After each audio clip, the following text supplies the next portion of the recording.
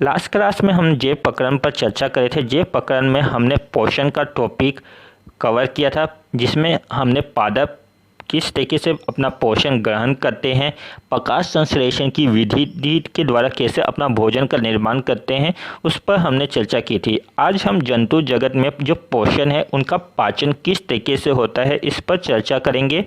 साथ ही साथ हम इसमें देखेंगे कि पाचन तंत्र के जो अंग हैं इनमें कौन कौन से एंजाइम होते हैं, कौन कौन से अंग भाग लेते हैं।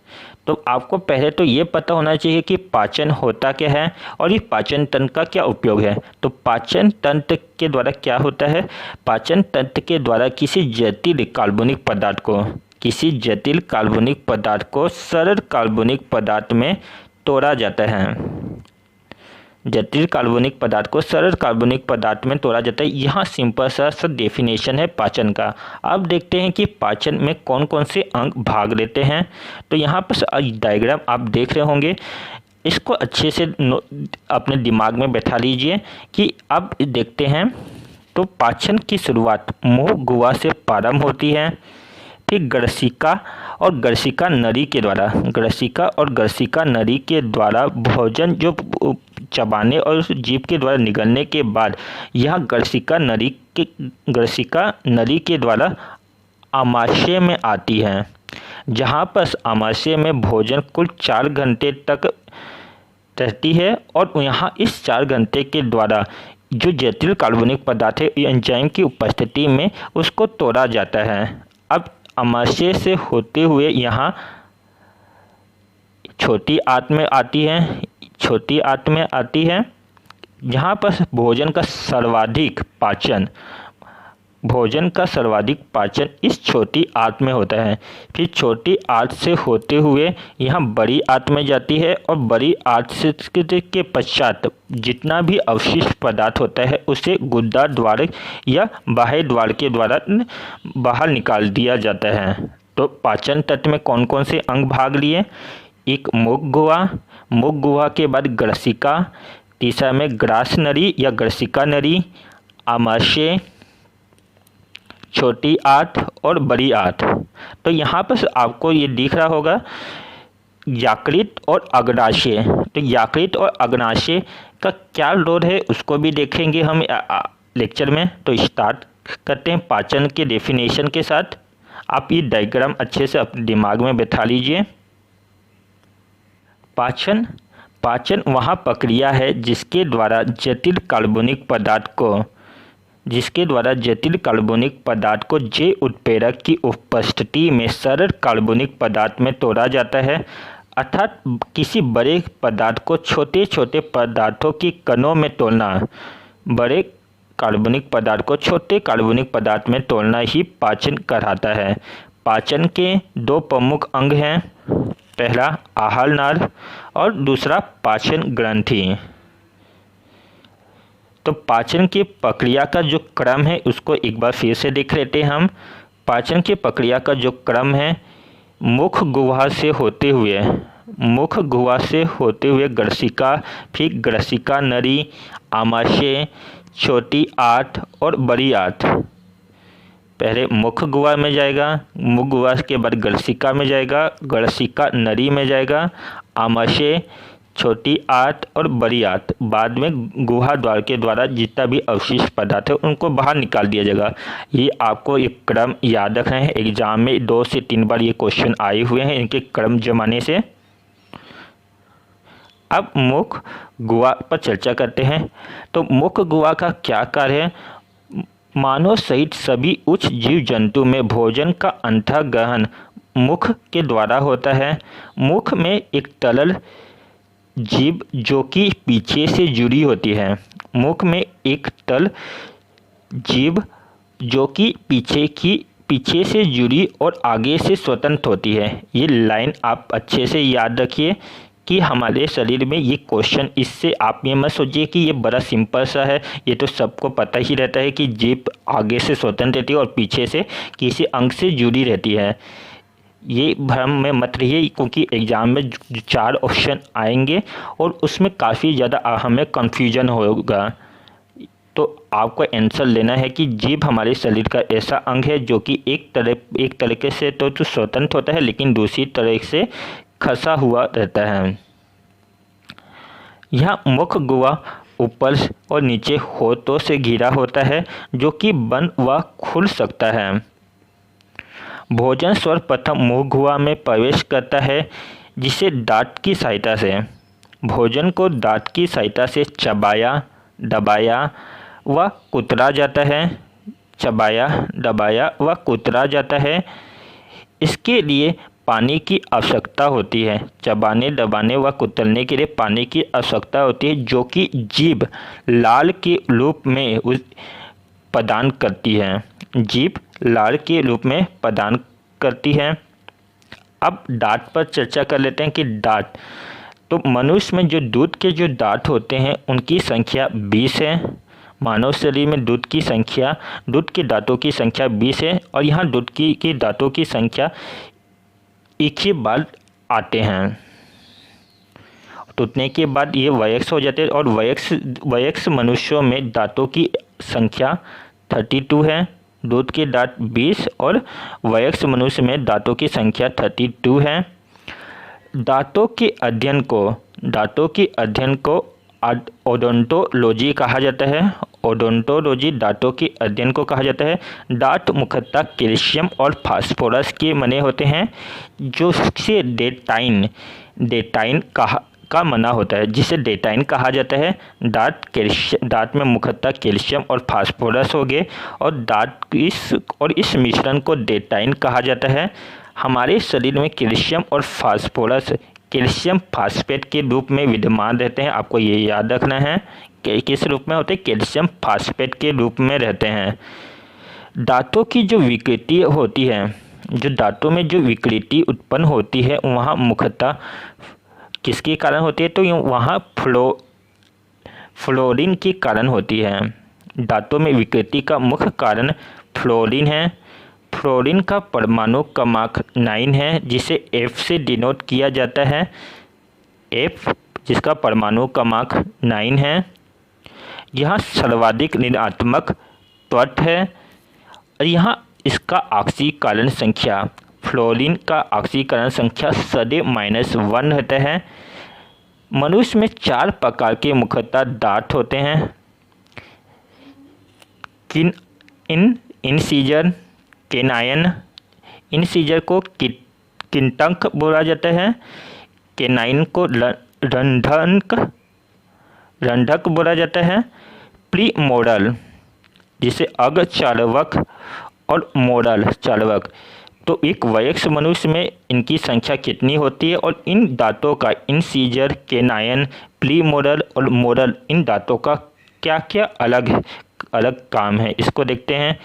तो इंसीजर जो दांत होते हैं उसकी संख्या टोटल 4 होती है। एक वयस्क मनुष्य में इसकी संख्या 4 होती है। इसकी जो संरचना होती है वहाँ छेनी नुमा होती है। यह भोजन को, इंसीजर या किंटंक दांत भोजन को कुतरने का कार्य करती है। यहाँ दांत मुख्यतः शाकाहारी दांत होती है। और एक चीज़ और याद रखना, जो हाथी के जो बाहर में जो दांत निकले होते हैं, जो बाहर दांत जो हाथी के होते हैं, वहाँ किंटंक दांत या इंसीजर दांत के ही एग्जाम्पल हैं। अब रंध्रक दांत पर या केनाइन दांत पर चर्चा करते हैं। तो ये केनाइन दांत की संख्या 2 है, जो कि भोजन को चीरने व फाड़ने का कार्य करती है, अर्थात यहाँ मांसाहारी दांत हैं। किंटंक दांत शाकाहारी थी, जिसकी संख्या 4 थी। रंध्रक दांत की संख्या 2 है, और यहाँ चीरने व फाड़ने का कार्य करती है। प्रीमोरल दांत तथा प्रीमोरल दांत, जो कि चौड़े व संख्या में इनकी संख्या 4 होती है। भोजन को चबाने व दबाने का कार्य। प्रीमोरल दांत क्या करती है, भोजन को चबाने व दबाने का कार्य करती है। इनकी संख्या 4 थी। और मोरल दांत, इनकी संख्या 6 है, जो कि भोजन को चबाने का, यहाँ भी भोजन को चबाने का कार्य करती है।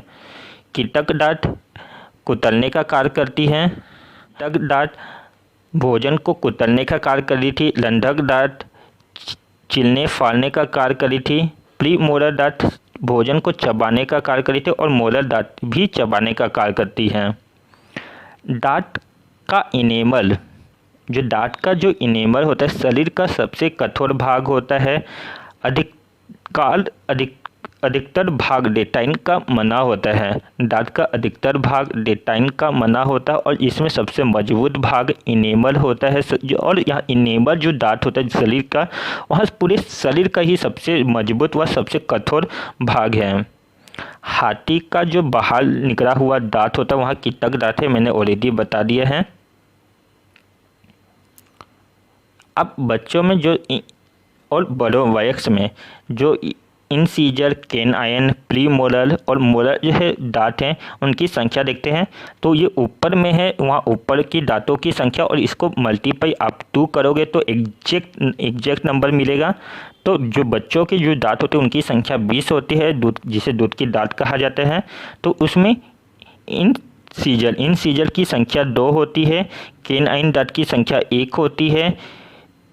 बच्चों में प्रीमोलर दांत नहीं होता है, लेकिन मोलर दांत उपस्थित है जिनकी संख्या 2 होती है, अर्थात ऊपर में 2 होती है, यानी टोटल कितने मोलर दांत हुए? 4 दांत हुए। वही वयस्क मनुष्य में इंसीजर की संख्या आप 2, 1, 2, 1, 2, 3 इसको मल्टीप्लाई 2 करोगे तो एग्जैक्ट आंसर मिलेगा। अब जीभ पर चर्चा करते हैं। तो जीभ भोजन को चबाने निगलने में सहायता देता है। चबाने व निगलने में भोजन सहायता करता है। यह स्वाद का अनुभव करने वाला महत्वपूर्ण अंग है। जीभ का जो सामने वाला भाग होता है, जीभ का सामने वाला भाग मीठापन व नमकीन स्वाद पहचानता है, जबकि पश्च भाग कड़वापन की पहचान करता है। और दोनों जो किनारे होते हैं वहाँ तीता या तीखा स्वाद का पता लगाते हैं। जीभ का जो मध्य भाग होता है वहाँ स्वादहीन होता है। लाल में एमिलेस एंजाइम उपस्थित होता है, या इसी एमिलेस एंजाइम या टाइलिन एंजाइम होता है। तो टाइलिन एंजाइम का मुख्य कार्य क्या है? तो टाइलिन एंजाइम मुख्यतः स्टार्च को मल्टोज में परिवर्तित करती है या स्टार्च को शर्करा में बदलने का कार्य करती है। इसलिए कहा जाता है कि जो भोजन का जो पाचन की क्रिया है वह मुख से ही प्रारंभ हो जाती है, क्योंकि मुख में ही एंजाइम होता है। तो मुख में कौन सा एंजाइम होता है? मानव शरीर के लार में टाइलिन एंजाइम होता है या एमिलेस एंजाइम उपस्थित होता है। अब भोजन जब निकल लिया गया, जीभ की सहायता से निगल लिया गया, तो वहाँ ग्रस नली के द्वारा, जिसकी लंबाई कुल 25 सेंटीमीटर है, इसके द्वारा यहाँ आमाशय में पहुँचती है। ग्रसनी से होते हुए यहाँ आमाशय में पहुंचती है। अर्थात ग्रस नली क्या करती है? ग्रसनी और आमाशय दोनों को जोड़ने का कार्य करती है। यहाँ 25 सेंटीमीटर तक लंबी होती है। इसमें भोजन लगभग 7 सेकंड तक रहता है, मात्र 7 सेकंड होता है, जिसके कारण इसमें किसी भी तरीके का भोजन का पाचन नहीं होता है। तो पाचन तंत्र का कौन सा ऐसा भाग है जिसमें भोजन में एंजाइम नहीं होता है, साथ ही साथ उसमें भोजन का किसी भी तरीके से का पाचन नहीं होता? तो याद रखना है, ग्रस नलिका या ग्रसिका नलिका में भोजन का पाचन नहीं होता है। अब आमाशय पर चर्चा करते हैं। आमाशय मानव शरीर के बाईं ओर उदर गुहा के ऊपर स्थित होता है। इसकी संरचना, आमाशय की संरचना आम नुमा होती है। कुछ इस तरीके से आम नुमा इसकी संरचना होती है। यहाँ पर भोजन सर्वाधिक समय तक, मानव शरीर के कौन से अंग में भोजन सर्वाधिक समय पर रहता है? तो मानव शरीर के आमाशय में भोजन सर्वाधिक समय पर रहता है। लगभग 4 घंटे तक यह भोजन आमाशय में रहता है, जिसमें काफ़ी सारे एंजाइम के द्वारा इनका पाचन किया जाता है। आमाशय में जठर ग्रंथि पाई जाती है, जो कि जठर रस को उत्सर्जित करती है। इस जठर ग्रंथि में हाइड्रोक्लोरिक अम्ल होता है जो कि कीटाणुनाशी होता है। यहाँ हाइड्रोक्लोरिक अम्ल कीटाणुनाशी होता है।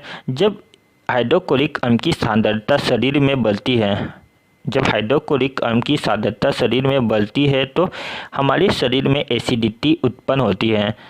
इस एसिडिटी को दूर करने के लिए मुख्यतः मैग्नीशियम हाइड्रोक्साइड का यूज किया जाता है तथा एक और चीज़ है जो पेट की अम्लता को मेंटेन करने का कार्य करता है। वहाँ म्यूसिन एंजाइम है। यह म्यूसिन एंजाइम जठर रस की अम्लता को कम करने का कार्य करता है। इसके अतिरिक्त 2 अन्य एंजाइम उपस्थित होते हैं आमाशय में पेप्सिन एंजाइम होता है जो कि प्रोटीन का पाचन करता है। यहाँ पेप्सिन एंजाइम प्रोटीन को पेप्टोन्स में परिवर्तित करता है, और एक लेनिन एंजाइम होता है। आमाशय में लेनिन एंजाइम होता है जो कि दूध को पाचन में सहायक होता है। और यहाँ पर मैंने एक नोट्स के फॉर्म में लिखा है कि आमाशय में किसी भी कार्बोहाइड्रेट का अपघटन नहीं होता है। आमाशय में केवल प्रोटीन का अपघटन होता है। आमाशय में कार्बोहाइड्रेट का अपघटन नहीं होता, केवल प्रोटीन का अपघटन होता है। छोटी आंत पर अब चर्चा करते हैं। तो छोटी आंत, जैसे कि मैंने बताया कि छोटी आंत में पाचन की क्रिया का सबसे ज़्यादा भोजन का जो पाचन होता है वह छोटी आंत में होता है। तो यहाँ कहाँ पर स्थित होता है और इसकी क्या विशेषता है, इस पर चर्चा करते हैं। छोटी आंत आहार नाड़ का सबसे लंबा भाग है जिसकी का कुल सेंटीमीटर, यहाँ कुल सेंटीमीटर बोला जाए तो 55 सेंटीमीटर लंबा होता है, जिसको 2 भागों में डिवाइड किया गया है। एक 25 सेंटीमीटर के और 30 सेंटीमीटर के आधार पर इसको डिवाइड किया गया है। 25 सेंटीमीटर ग्रहणी होता है और 30 सेंटीमीटर इलियम होता है। अर्थात छोटी आंत की कुल लंबाई 55 सेंटीमीटर हुआ। इसका आकार यू शेप का होता है। छोटी आकार का जो शेप होता है वहाँ कुछ इस तरीके से मूड़ी होती है जो कि यू टाइप की संरचना बनाती है। भोजन का सर्वाधिक अवशोषण व पाचन छोटी आंत में होता है। आमाशय का भोजन ग्रहणी में आता है जिससे पित्त व अग्नाशय का रस भी आता है। इस छोटी आंत में अर्थात ग्रहणी में जो आता है पित्त यकृत से पित्त रस आएगा और अग्नाशय से अग्नाशय रस आएगा। यकृत से जो पित्त रस आता है वह वसा अणुओं का अवशोषण करता है। और यहाँ पर एक चीज़ याद रखनी है कि यकृत में किसी भी प्रकार का एंजाइम नहीं होता है। यकृत में किसी भी प्रकार का एंजाइम उपस्थित नहीं होता है। अग्नाशय, अब अग्नाशय से अग्नाशय रस आता है जो कि गृहिणी और आमाशय के मध्य में स्थित होता है। अग्नाशय का लोकेशन क्या है, यहाँ अग्नाशय गृहिणी और आमाशय के मध्य में स्थित होता है। यहाँ क्षारीय प्रवृत्ति का होता है। अग्नाशय की प्रवृत्ति क्षारीय प्रवृत्ति होती है। और एक और चीज़ याद रख रहे हैं कि मानव शरीर की जो कि सबसे बड़ी ग्रंथि थी वह यकृत मानव शरीर की सबसे बड़ी ग्रंथि यकृत थी। वही दूसरी सबसे बड़ी ग्रंथि थी अग्नाशय है।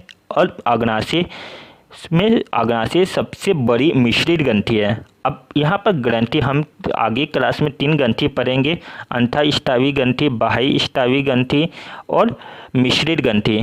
तो अग्नाशय मिश्रित ग्रंथि है। मिश्रित ग्रंथि किसे बोला जाता है, क्योंकि इसमें अग्नाशय में एंजाइम व हार्मोन्स दोनों ही उपस्थित होता है, जिसके कारण अग्नाशय को मिश्रित ग्रंथि में कहा जाता है। अग्नाशय में कौन कौन सी एंजाइम उपस्थित होते हैं अब उसको देखते हैं। अब देखते हैं कि अग्नाशय में कौन कौन से एंजाइम उपस्थित होते हैं। तो अग्नाशय में ट्रिप्सिन एंजाइम होता है, एमाइलेज होता है, लाइपेज होता है। ट्रिप्सिन क्या करता है, ट्रिप्सिन प्रोटीन को अमीनो अम्ल में परिवर्तित करता है। वही एमाइलेज एंजाइम कार्बोहाइड्रेट या स्टार्च को शर्करा में परिवर्तित करता है या ग्लूकोज में परिवर्तित करता है। लाइपेज वसा को वसी अम्लों में या ग्लिसरॉल में परिवर्तित करता है। वसा का अवशोषण या उसका पाचन लाइपेज के द्वारा किया जाता है। ट्रिप्सिन प्रोटीन का पाचन करता है, एमाइलेज कार्बोहाइड्रेट का पाचन करता है और लाइपेज वसा का पाचन करता है। अब इलियस पर चर्चा करते हैं। तो यहाँ पर मैंने बताया था कि छोटी आंत के दो भाग होते हैं, एक ग्रहणी और दूसरा इलियस। तो इलियस की लंबाई मैंने ऑलरेडी बताई है कि इसकी लंबाई कुल 30 सेंटीमीटर होती है। इलियस तक आते आते अब इलियस में तक भोजन आते आते काफ़ी तरल पदार्थ में परिवर्तित हो जाता है। अब इसमें इलियस में कौन कौन से एंजाइम उपस्थित होते हैं उसको देख लेते हैं। तो इलियस में माल्टेज, सुक्रेज और लेक्टेज होता है। माल्टेज माल्टोज को ग्लूकोज में परिवर्तित करता है, वही सुक्रोज को ग्लूकोज या फ्रक्टोज में परिवर्तित करते हैं, वही लेक्टोज को ग्लूकोज में परिवर्तित करता है। फिर यहाँ बचा हुआ भोजन, अब क्या हुआ, छोटी आंत का काम खत्म हो गया। अब जितना भी बचा हुआ भोजन है वहाँ बड़ी आंत में जाता है। बड़ी आंत क्या करता है, बड़ी आंत केवल जल का अवशोषण करता है और इसके अतिरिक्त जितने भी अवशिष्ट पदार्थ होते हैं उन्हें गुदा द्वार के द्वारा शरीर से बाहर निकाल दिया जाता है। यहाँ मैंने कुछ नोट्स के फॉर्म में कुछ पॉइंट लिखे हैं जो कि एग्जाम पॉइंट ऑफ व्यू से बहुत ही ज़्यादा महत्वपूर्ण है। जैसे स्वेदन ग्रंथि हमारे शरीर के में पसीने व टेम्परेचर व तापमान को मेंटेन करती है, उनको नियंत्रित करती है। स्वेदन ग्रंथि के द्वारा पसीना व तापमान को नियंत्रित किया जाता है। खेसरीदार खाने से लेथालिज्म रोग होता है। पसीने, ये ऑलरेडी मैंने बता दी कि पसीना स्वेदन ग्रंथि से निकलती है। स्वेदन का कार्य शरीर के तापमान को नियंत्रित करना है। आंसू में लेक्यूमर ग्रंथि होती है व जुगनू में लूसीफेरस एंजाइम उपस्थित होता है, जिसके कारण जुगनू चमकता है। तो जुगनू लूसीफेरस एंजाइम के कारण चमकता है।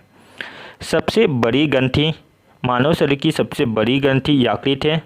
यकृत ना हो तो अग्नाशय ही सबसे बड़ी मिश्रित ग्रंथि है। और एक चीज़ अग्नाशय के विषय में याद रख रहे हैं, लैंगरहैंस का द्वीप समूह अग्नाशय को कहा जाता है। लैंगरहैंस का द्वीप समूह अग्नाशय को ही कहा जाता है। शरीर का सबसे बड़ा अंग त्वचा है। सबसे मजबूत इनेमर है जो कि जबड़ा।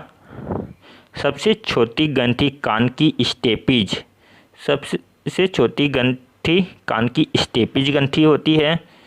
सबसे लंबी ग्रंथि उलिका या जांघ की ग्रंथि सबसे लंबी ग्रंथि होती है। एक जीन एक एंजाइम की संकल्पना किसने दी थी? तो एक जीन एक एंजाइम की संकल्पना विडल व टाइटम ने दी थी। यहाँ सीजी फॉरेस्ट के एग्जाम में 2017 में आया हुआ क्वेश्चन है कि एक जीन एक एंजाइम की संकल्पना किसने दी थी? तो एक जीन और एक एंजाइम की संकल्पना विडल व टाइटम ने दी थी। ब्लैक क्रॉस का अर्थ क्या होता है? तो ब्लैक क्रॉस का अर्थ है जीओ का जीनोटाइप निर्धारण करना। ब्लैक क्रॉस के द्वारा जीओ का जीनोटाइप निर्धारित किया जाता है। तो आज के लिए इतना ही बस।